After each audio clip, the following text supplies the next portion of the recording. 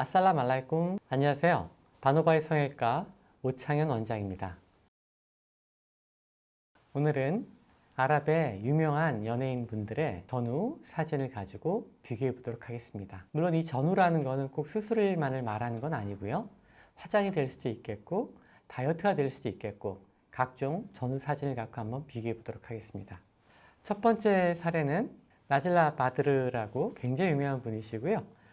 이분의 전후 사진을 보는데 여러분도 아마 깜짝 놀랄 만큼 변화가 크죠. 전 같은 경우에는 얼굴에 눈 밑주름, 팔자주름, 입꼬리 아래쪽에 마리오네트라고 얘기하는 주름선이 굉장히 강하게 보이는데 이게 변화되는 후 모습을 보면 그런 주름들이 싹 사라졌죠.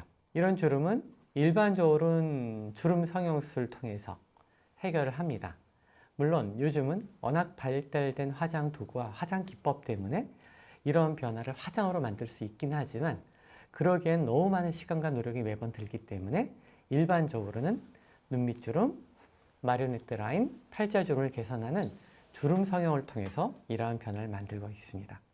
워낙 이목구비가 뚜렷하시고 골격 자체가 입체적인 편이시기 때문에 리프팅을 했을 때 효과가 굉장히 잘 나타난 케이스라고 볼 수 있습니다.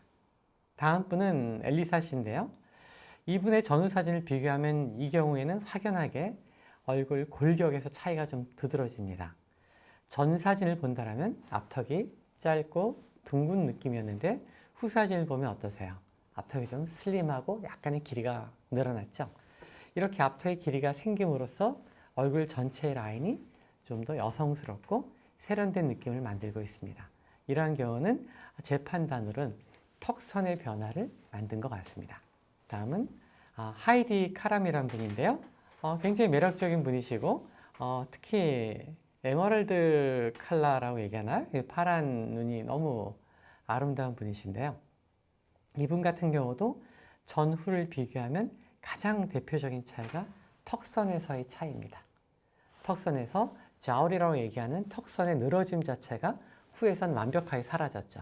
이건 리프팅을 통해서 일어날 수 있는 변화기도 하고 또 한 가지는 턱 라인과 앞턱 모양이 바뀌었거든요. 턱 라인과 앞턱 모양의 이 골격의 변화를 뼈를 통해서 줄 수도 있고 필러나 지방을 통해서 줄 수도 있고 보형물을 통해서 줄 수도 있습니다. 이런 다양한 방법으로 본인의 턱선을 완성하고 리프팅을 통해서 이 턱선과 어울리는 피부 라인을 만들어서 아주 매력적인 얼굴형이 나왔습니다. 굉장히 귀여운 분이네요. 메나 아라파? 네, 메나 아라파라는 분인데 이분 같은 경우에도 이제 얼굴의 변화가 잘 보이는데요. 전 사진을 본다면 턱이 약간 뒤로 들어가 있는 사진이에요. 근데 후 사진을 보면 턱 끝이 자연스럽게 잘 살아나서 얼굴 입체감도 얼굴 입체감도 잘 만들고 있고 얼굴도 훨씬 더 매력적으로 보이게 만들고 있습니다.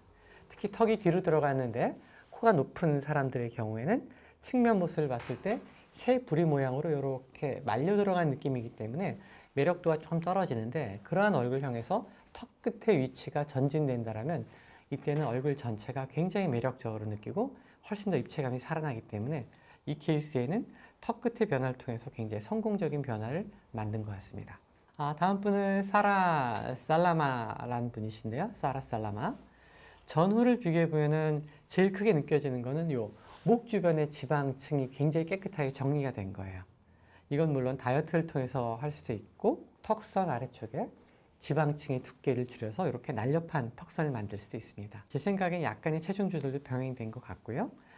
또 화장이 좀 바뀌었네요. 눈꼬리가 많이 처져 보인 느낌의 무거운 화장이었는데 후에는 오히려 더 자연스럽게 오히려 젊고 매력적으로 보이는 화장법이 좀 바뀐 것 같습니다. 다음 분은 두니아 바트마라는 분이신데 이분 같은 경우는 전후가 많이 차이가 나네요.